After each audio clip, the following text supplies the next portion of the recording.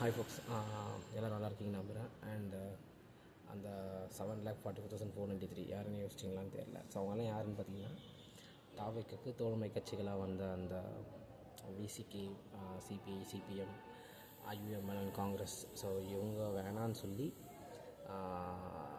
அந்த அவங்க ஜெயித்த கட்சியில் அவங்க வேணான்னு சொல்லி அந்த 13 இடத்துல அவங்க வேணான்னு சொல்லி ஓட்டு போட்ட தாவேக்கா மக்களோட டோட்டல் தான் அது. ஸோ என்ன ஐரனிக்கலி பார்த்திங்கன்னா, அவங்க வேணான்னு சொல்லி தான் ஓட்டு போட்டு கடைசியில் அவங்க கூட கூட்டு சேர வேண்டிய விடலாம். பட் இது அரசியல் நடக்க தான் செய்யுது.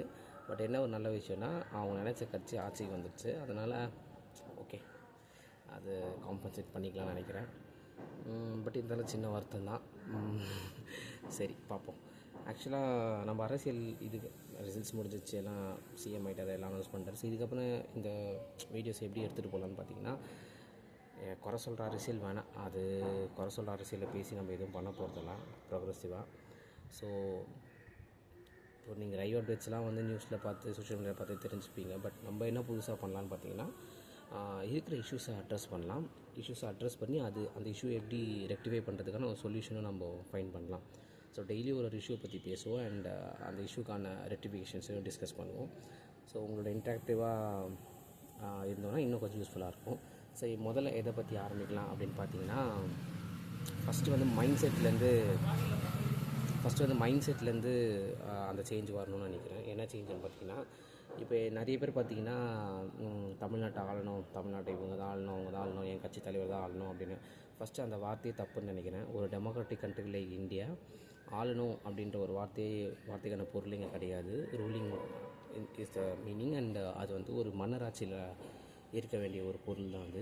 ஸோ இங்கே பார்த்தீங்கன்னா, நீங்கள் இந்த அந்த போஸ்ட்டோட நேமை நீங்கள் பார்த்தாலே உங்களுக்கு கிளியராக அதை அண்டர்ஸ்டாண்ட் பண்ணாலே you should able to understand. சிஎம்னா சீஃப் மினிஸ்டர். இருக்கிற மினிஸ்டருக்கு சீஃப், தமிழில் முதலமைச்சர். இருக்கிற மினிஸ்டரில் அவர் தான் ஒரு முதலமைச்சர். ஸோ அவங்களோட பங்கு எல்லாமே வந்து இவங்க வந்து புதுசாக சட்டத்தெல்லாம் அவங்க வந்து இயக்க போகிறது கிடையாது. எக்ஸிஸ்டிங்காக இருக்கிற விஷயத்தை தான் அவங்க வந்து கட்டி காப்பாற்றுறாங்க. அது சிஸ்டமை வந்து டேமேஜ் ஆகாமல் பார்த்துக்கிறாங்க. ஸோ இதுதான் அவங்களோட வேலை.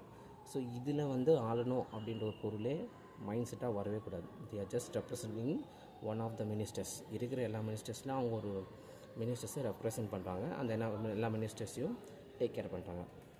அதில் எல்லாத்துலேயும் அவங்க எடுத்துக்கிறாங்க. ஸோ இதுதான் வந்து ஒரு சீஃப் மினிஸ்டரான வேலை. பிஎம்மோட வேலையும் அதே தான். பிரதம மந்திரியா ஸோ பிரைம் மினிஸ்டர், அதுதான் பிரைம் மினிஸ்டர். இது வந்து ரூலிங்ன்ற ஒரு வார்த்தை கிடையாது ஜெனரல் நாட்டில். ஸோ மைண்ட் செட்லி யார் ஆட்சிக்கு வந்தாலும் ஆள்றோம் அப்படின்றது இல்லாமல் நாட்டுக்கு வந்து சேவை செய்கிறோம் அப்படின்ற ஒரு மைண்ட் செட்டில் இருங்க. தேங்க்யூ, பாய்.